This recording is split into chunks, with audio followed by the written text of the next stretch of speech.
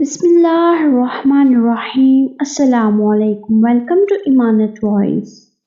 حضور اکرم صلی اللہ علیہ وآلہ وسلم معراج کی رات بیت المقدس کی طرف جاتے ہوئے مصر کے قریب ایک مقام سے گزرے تو انہیں نہایت عمدہ خوشبو آنے لگی۔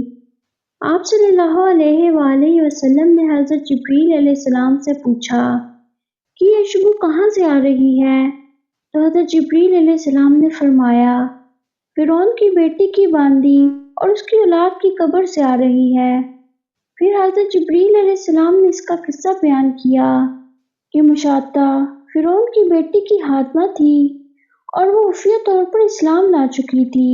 ایک دن فرعون کی بیٹی کی کنگھی کرتے ہوئے اس کے ہاتھ سے کنگھی گر گئی اور جب وہ کنگھی اٹھانے لگی تو اس کی زبان سے بے ساختہ بسم اللہ نکل گیا۔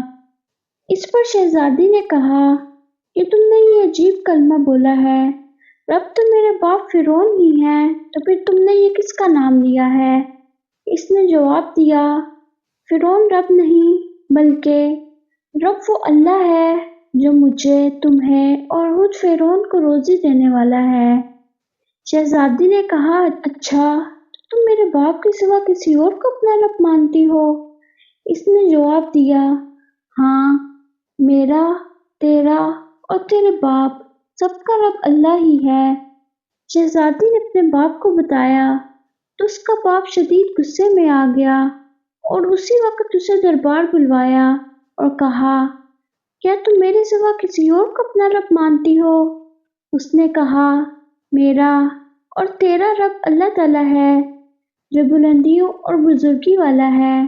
فرعون نے اسی وقت حکم دیا کہ تانبے کی جو گائے بنی ہوئی ہے اس کو خوب تپایا جائے اور جب وہ بالکل آگ جیسی ہو جائے تو اس کے بچوں کو ایک ایک کر کے اس میں ڈال دیا جائے اور آخر میں خود اسے بھی اس میں ڈال کر جلا دیا جائے۔ چنانچہ وہ گرم کی گئی۔ جب آگ جیسی ہو گئی تو حکم دیا کہ اس کے بچوں کو ایک ایک کر کے اس میں ڈالنا شروع کرو۔ اس نے کہا، بادشاہ میری ایک درخواست ہے اور وہ یہ کہ میری اور میرے ان بچوں کی ہڈیاں ایک ہی جگہ ڈال دینا۔ اس نے کہا، اچھا، تیرے کچھ حقوق ہمارے ذمے بھی ہیں اس لیے یہ منظور ہے۔ اس کی دونوں بچیاں اس کی آنکھوں کے سامنے اس میں ڈال دی گئیں اور وہ فوراً جل کر راکھ ہو گئیں۔ پھر سب سے چھوٹے بچے کی باری آئی۔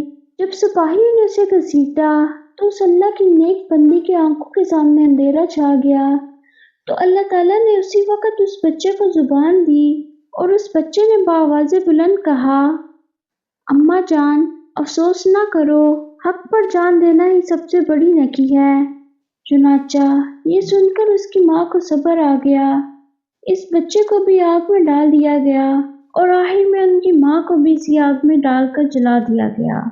اس کے بعد حضرت جبریل علیہ السلام نے حضور اکرم صلی اللہ علیہ وآلہ وسلم کو فرمایا کہ یہ خوشبو کی مہک ان کے جنتی محل سے آ رہی ہے۔ امید ہے کہ آپ کو آج کی یہ ویڈیو پسند آئی ہوگی۔ چینل کو سبسکرائب، لائک اور کمنٹ کرنا نہ بھولیے۔ اللہ حافظ۔